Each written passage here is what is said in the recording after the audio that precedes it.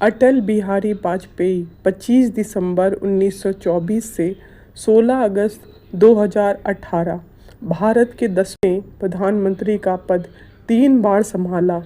वे पहले 13 दिन के लिए 16 मई 1996 से 1 जून 1996 तक, फिर लगातार 2 शासन 8 महीने के लिए 19 मार्च 1998 से 13 अक्टूबर 1999 और फिर वापस 13 अक्टूबर 22 मई 2004 तक भारत के प्रधानमंत्री रहे।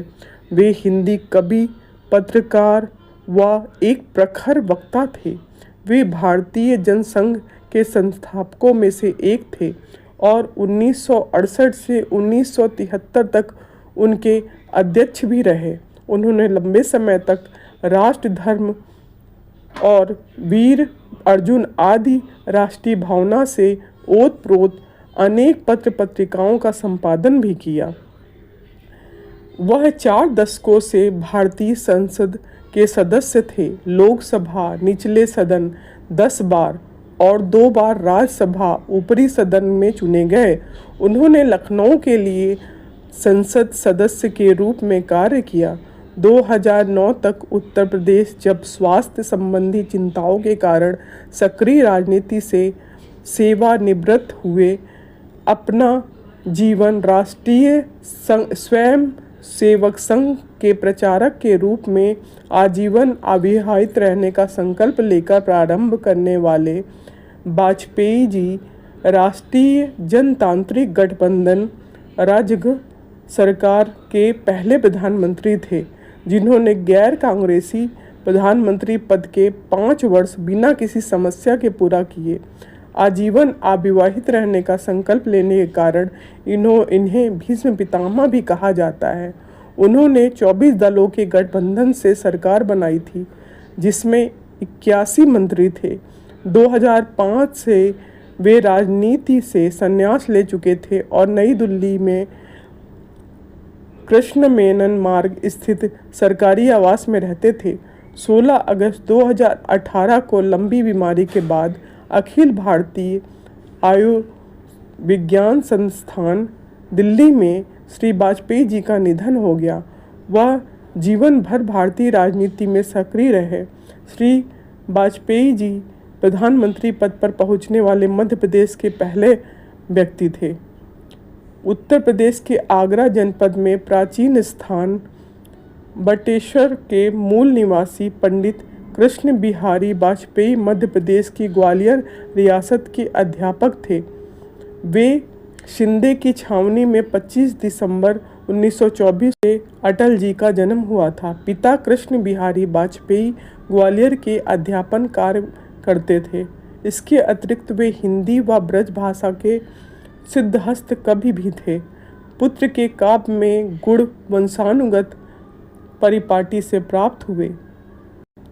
वह भारतीय जनसंघ की स्थापना करने वालों में से एक थे और सन 1968 से 1973 तक उसके राष्ट्रीय अध्यक्ष भी रह चुके थे। सन 1952 में उन्होंने पहली बार लोकसभा चुनाव लड़ा, परंतु सफलता नहीं मिली, लेकिन उन्होंने हिम्मत नहीं हारी और सन 1967 में बलरामपुर जिला गोंडा उत्तर प्रदेश से जनसंघ के प्रत्याशी के रूप में विजयी होकर लोकसभा में पहुंचे। सन 1967 से 1977 तक जनता पार्टी की स्थापना तक वे 20 वर्षों तक लगातार जनसंघ के संसदीय दल के नेता रहे।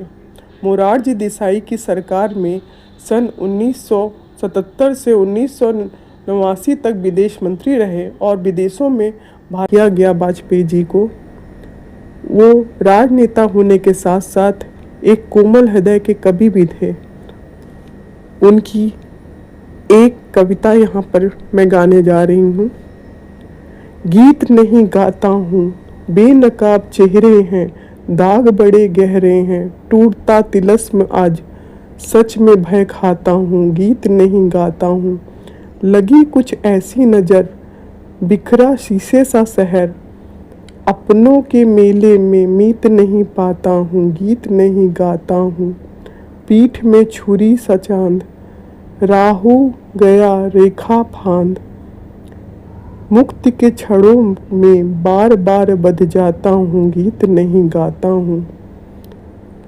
दूसरी अनुभूति, गीत नया गाता हूँ, टूटे हुए तारों से फूटे बसंती स्वर, पत्थर की छाती में उग आया नौ अंकुर, झरे सब पीले पात, कोयल की कुहुक रात, प्राची में आड़िम को देख देख पता हूँ, गीत नया गाता हूँ। टूटे हुए सपनों को कौन सुने किसकी, अंतर की चीर व्यथा पलकों पर ठिठकी, हार नहीं मानूंगा राह नहीं ठानूंगा, काल के कपाल पे लिखता मिटाता हूँ, नीत गीत नया गाता हूँ।